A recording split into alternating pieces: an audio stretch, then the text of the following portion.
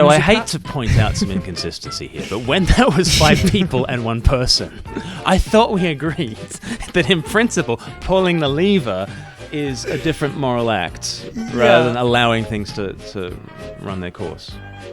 But it's a cat. Hi, I'm Glenn from Speak Life. We like to see all things through the lens of Jesus, and I'm joined by Joe Levy. Hello, Joe. Hello, Glenn. Joe is here together with Eleanor and Harry on a year of learning how to speak creatively into the culture and lift up the name of Jesus. And one of our other students, Eleanor, has said she would love to see us do absurd trolley problems. Absurd trolley problem number 1.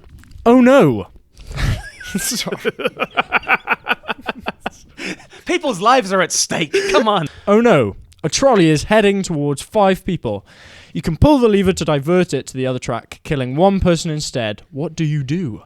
Pull the lever, do nothing. Now, this was first set in the 1960s, so a philosopher, Philippa Foot, was trying to test our moral intuition. So it's been going for like 50 years plus, this problem. There's no right answer. Right. But it's meant to test your moral intuitions. What do you think is the right thing to do? What do you reckon? I have no idea. The argument is, if you pull the lever, it's you doing something. Yes. If you just leave it, you haven't done anything. Right. But not doing something is something in itself. Yes. And that's one of the moral intuitions that it's meant to test, the double effect. There's a difference between you actively killing that guy or you not doing anything and nature takes its course and it's an act of God or whatever you want to call it. Yeah. So what are you going to do? Gosh, it's really hard. I don't know. It's a question of who on those tracks is saved already. Ah, okay. So there's a bit more context and utilitarian calculus. I'll explain those words. So this is the other kind of thing that this is testing, is whether utilitarianism works in real life. So utilitarianism was like this 19th century moral philosophy that came out of Jeremy Bentham and then John Stuart Mill, and they were basically saying the right thing to do in any circumstance is to maximize happiness and minimize pain.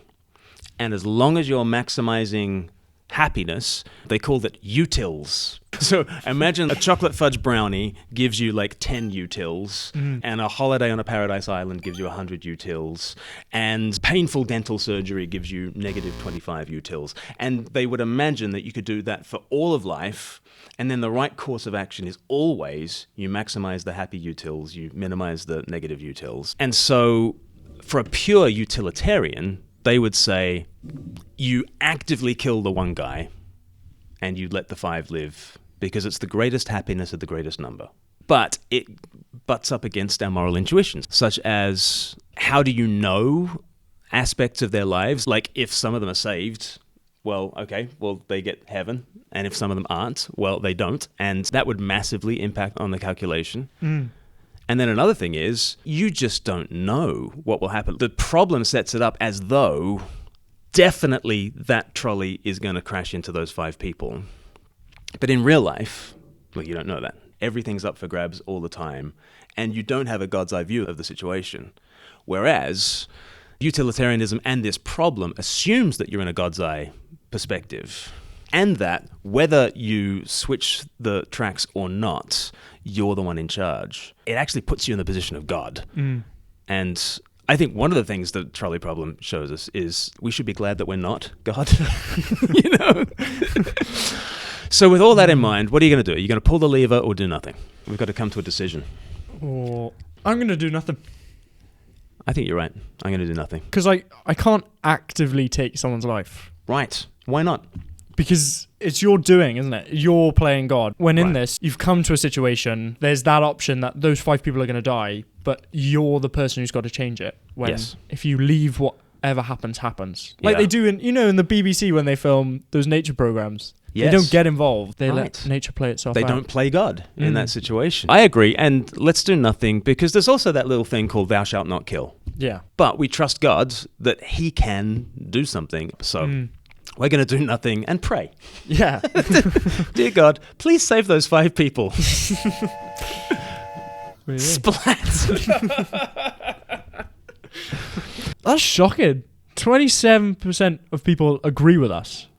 73% disagree. 73% disagree. So we are in a distinct minority here, Joe. But, a lot of people would look on in horror. I mean, that probably means that there are hundreds of people watching us right now, perhaps thousands, just absolutely appalled at the unconscionable choice we've just made. Thinking we're psychopaths. Yeah. Yeah. Well, great. Are you ready for the next absurd trolley problem? I don't think I am, but here we go. Level 2. Oh no. A trolley is heading towards 5 people. You can pull the lever to divert it to the other track, killing 4 people instead. What do you do? I don't think this changes it. For those who do not pull, this is not as tricky as a decision. Yeah. So, should we watch the 5 people splat again? Let's do it. Okay. We're going to do nothing. And pray. Yeah. Yeah, let's see. Splat. Wonderful. 34. So slight increase. Okay, 34% of people agree with you, 66 disagree, which means that their utilitarianism has some limits to it. Okay, so that's level 2. We have done nothing. And circumstances beyond our control have meant the death of 5 people. We commend them into God's righteous and just care. On to level 3. Oh, gosh. Oh. Okay. Wow. Oh no, a trolley is heading towards 5 people. You can pull the lever to divert it to the other track, but then your life savings will be destroyed. What do you do? What are your life savings like, Joe? 'Cause I'm expecting... How old are you? 19. 19, so formidable, I imagine. Yeah. It's Does this pyramid accurately represent... Pyramid of pennies. if that.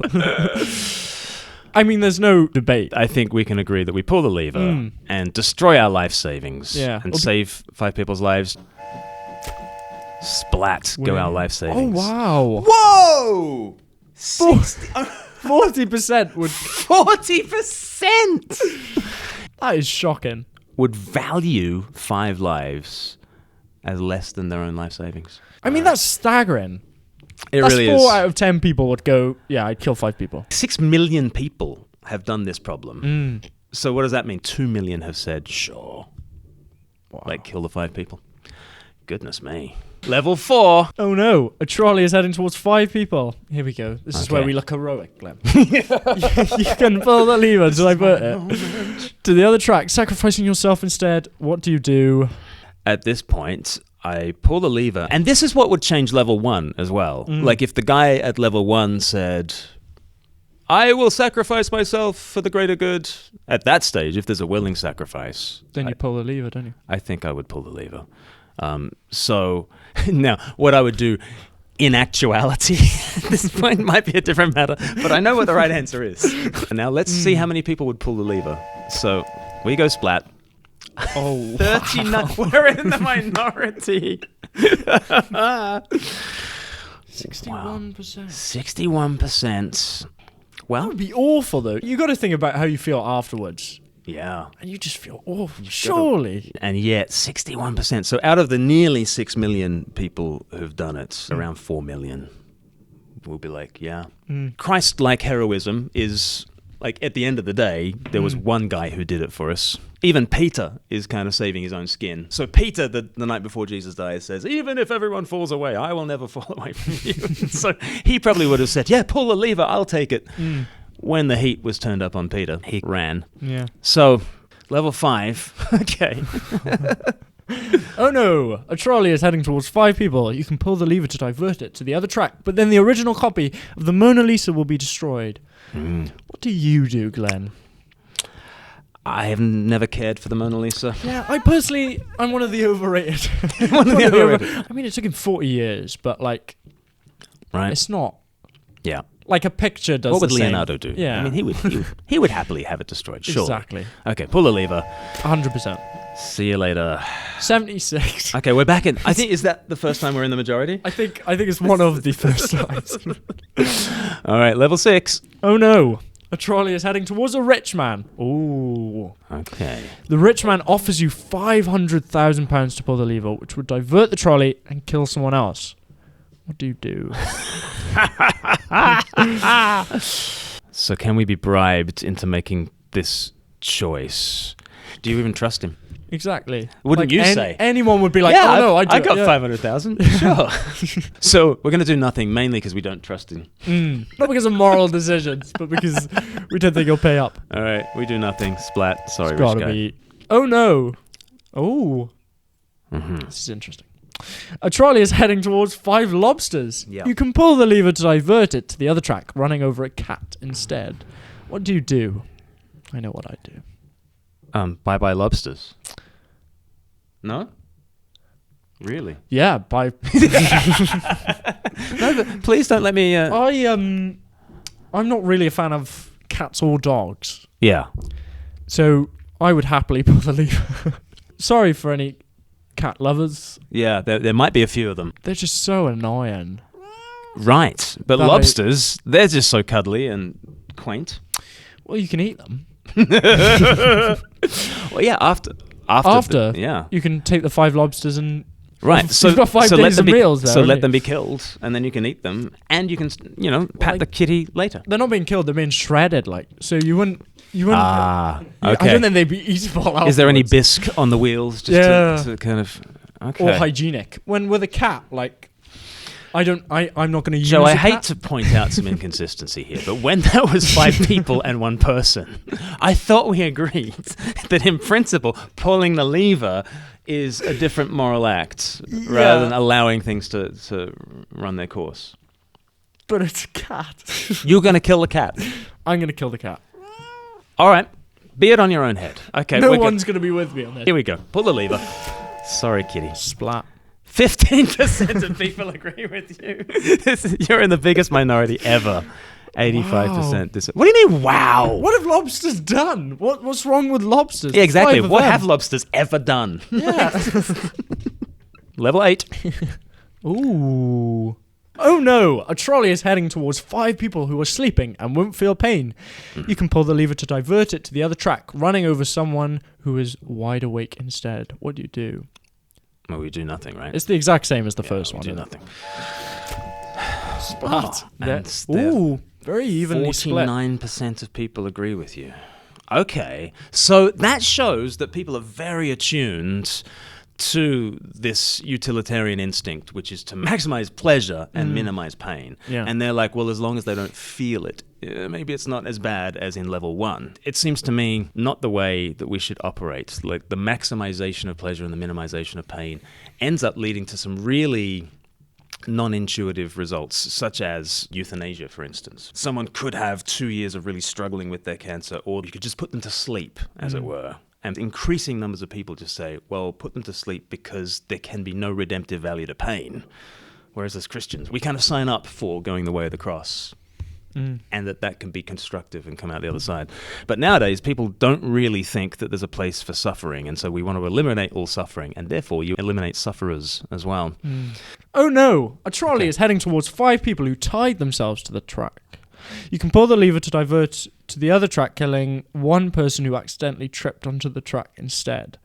What do you do? Well, changes nothing for us. No. I guess what they're prioritizing is the choice of the matter. They have chosen to make themselves stuck in this situation. And we tend to have this moral intuition that choices should be honored. Yeah. Well, they're all still smiling as well, which is really freaky. Oh, yeah. They're happy about it. Let's see how happy they are when we do nothing. There it is. Happy splat.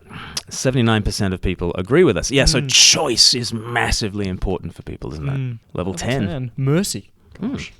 Oh no, a trolley is heading towards 5 people. The lever just speeds up the trolley, which might make it less painful. What do you do? And again, it's trying to trigger this moral intuition that we minimize pain, and that's the most important thing.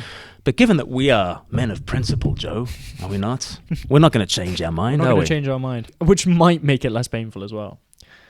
Just speeds up the... Oh, so we don't... Oh, that's So it doesn't. You don't even save a person's life. Oh, this is interesting. Oh, I'd misread this. Yeah. So it's mercy killing. So these 5 people are definitely going to die. Yeah. Quickly or slowly. So would that change your... This brings in the euthanasia thing. And the pro-euthanasia side are basically like, you eliminate suffering, therefore you eliminate the sufferer.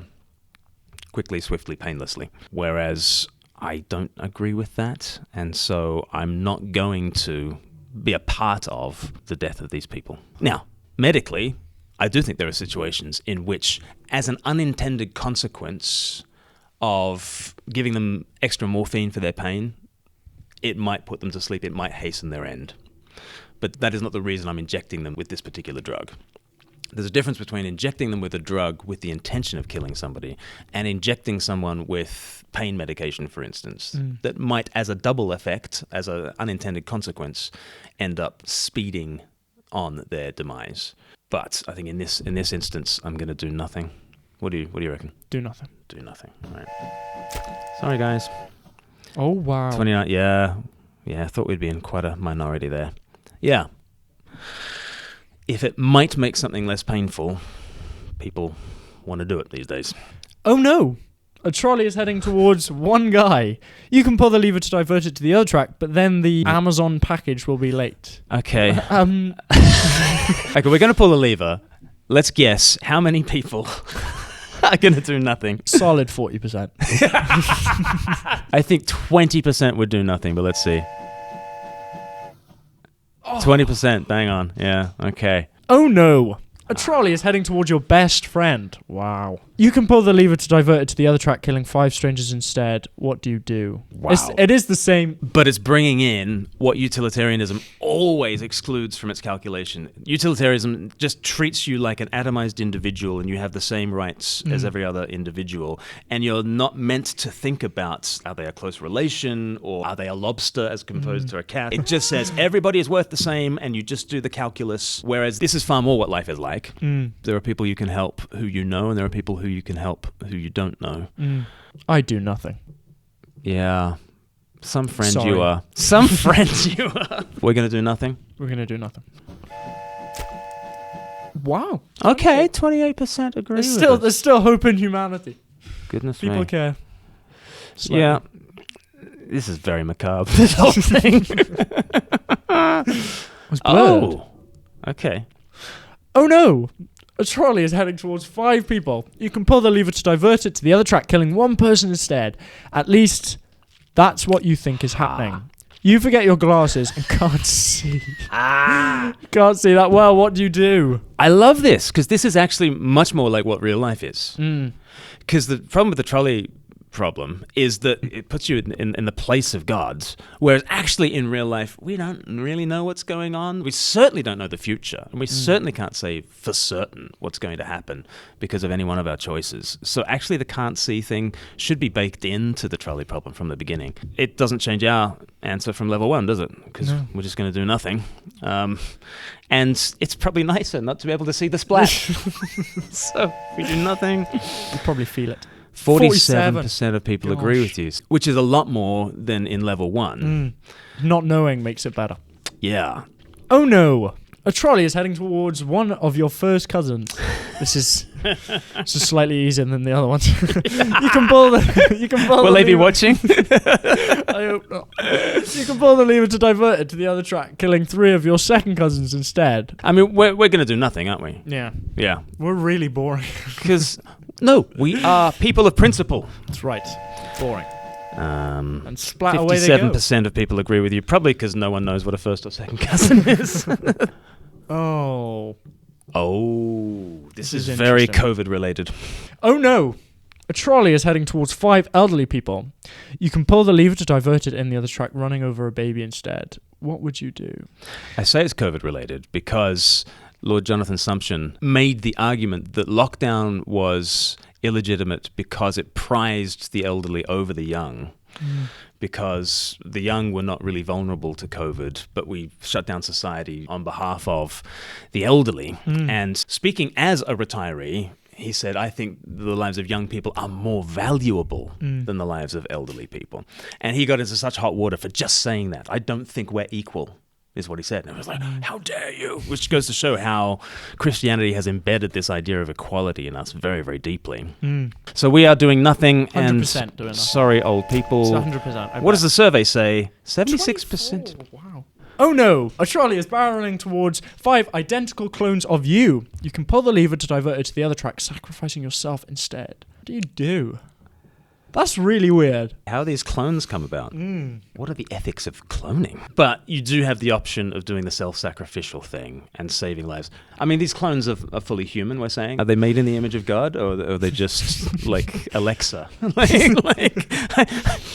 I'm not going to save Alexa, but I'm going to make the self-sacrificial move because, yeah, I think. You're not gonna sacrifice yourself? Like earlier you did sacrifice yourself. Yeah, but I am sacrificing myself. Clones are not natural, Glenn, and therefore Okay, so you're gonna do nothing. I'm gonna do nothing. Mainly because of your hatred of clones. Yeah. But We alrighty. get that in there. 88% of people agree with you. Yeah. I guess what is the moral status of clones? Oh no! A trolley is heading towards a mystery box with 50% chance of containing 2 people. Ooh. Oh. You can pull the lever to divert it to the other track, hitting a mystery box with a 10% chance of 10 people inside. Gosh, they must be cramped. Right. What do you do? Slightly risky as opposed to 50-50. That kind of reflects real life in which you don't know the outcome. It's the same with the glasses. It Yeah. just tries to make you think more. But I think, again, do nothing because you don't know what's going on. Yep. 50% chance of no one. It's 50. Is that... Yeah. No one could be in that box. Exactly. This is the best do nothing option we've Yeah. had, I think. Oh no! A trolley is heading towards 5 sentient robots. You can pull the lever to divert it to the other track, killing 1 human instead. What do you do? Sentient robots. So this is trying to pull on our sense that humanity is conferred on someone and personhood is conferred on someone because they're intelligent. Because they have some kind of rational capacity. And if you've got rational capacity, then you're a person with moral worth. There's a thought experiment called the Chinese box experiment, where imagine you are put into a box and all you have is all the Chinese characters, and you've got on the wall a poster that says, if you see that Chinese character, then go to the shelf and bring out this Chinese character and feed it out the exit box. And actually, what we've got is a rudimentary translation device. And if someone speaks Chinese, they would think that whoever's in that box must understand Chinese. But you don't understand Chinese. You're not doing any thinking. You're not rationalizing in Chinese. You're not learning Chinese. You're just a computer. And I think that's kind of what computers are. They are not thinking in the same sense that we think. They are not rational in that sense. Their sentience certainly seems like sentience, just as all the outputs that are coming out of your box look like, oh, Joe totally understands Chinese. He totally doesn't. And so I don't think sentience confers personhood on something. I don't think robots are sentient in anything like the sense that humans are sentient. I think these robots are going to the scrap heap. 5 robots. Off you go. Well, surely it can't do splats, because robots don't go splat. No, they went splat. Very lazy. Yeah. One thing I love to finish with, there's a really interesting example of these sorts of dilemmas that is kind of trying to use a trolley car example. And I think it really demonstrates the limits of all these moral dilemmas. Let's have a look. You're a doctor in an emergency room, and 6 patients come to you. They've been in a terrible trolley car wreck. 5 of them sustained moderate injuries. 1 is severely injured. You could spend all day caring for the 1 severely injured victim, but in that time the 5 would die. Or you could look after the 5, restore them to health, but during that time the 1 severely injured person would die. How many would save the 5? Now is the doctor. Easy choice, right? How many would save the 1? No one would save the world. Very few people. Just a handful of people. Because it's choices either way. Same reason, I assume. 1 life versus 5. Now consider another doctor case. This time you're a transplant surgeon, and you have 5 patients, each in desperate need of an organ transplant in order to survive. 1 needs a heart, 1 a lung, 1 a kidney, 1 a liver, and the 5th a pancreas. And you have no organ donors. You are about to see them die. And then it occurs to you that in the next room, there's a healthy guy who came in for a checkup. And he's... You like that? And he's taking a nap. You could go in very quietly, yank out the 5 organs, that person would die. But you could save the 5. Okay. What do you think? How many would do it? How many would do it? Do you think it? No. Very Anyone? Few. Very few. Isn't that interesting? How many? Put your hands up if you would do it.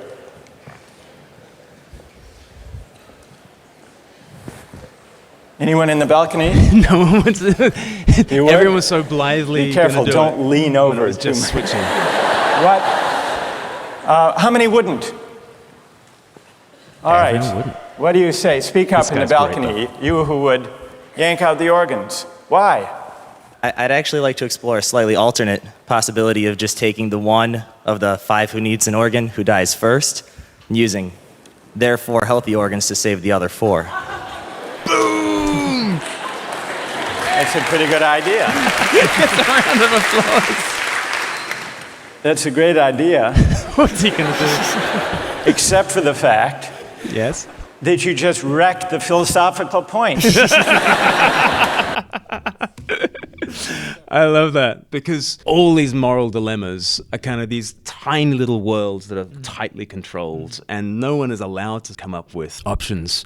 And yet here's a guy who suggests this other option. And I think one of the reasons why these moral dilemmas are fun dinner table conversations is because they're a tiny little world. But one of their problems is they don't really map onto the real world. And in the real world, there's just so many more options. And I am not God in these options. And God can make various outcomes possible. But there's possibilities that we didn't even consider. There's possibilities that Michael Sandel, as this Harvard professor, never considered.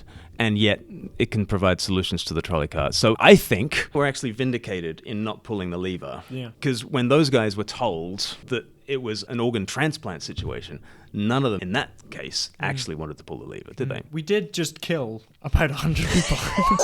And we're going to leave this like, oh, so morally good. A lot of people died. I'm sorry to subject you to something that's... It's okay. I'll just You'll live. go on with, well, I will. Yeah. Not the people on the tracks. Not the people on the tracks. A couple of things. I think utilitarianism has come out of Christian presuppositions, Christian assumptions about, we are all equal, actually. To be a utilitarian, you have to actually assume that everyone's life is equally significant to everybody else's, but you have to also play God in the situation. At the macro level, I think the NHS is perfectly right to think we can apportion this amount of budget for geriatric care and we can apportion this amount of care for neonatal care, etc., etc. And they're always, at the macro level, having to make these kinds of quite utilitarian calculations in which the lives of some are preferred to the lives of others. You kind of have to do that. But it is a distributed moral responsibility across an entire population. It's not you with the switcher. And I think that's the real problem, is imagining that we are God. And isn't it great to think to ourselves, actually, God is the one who judges at the end of all things.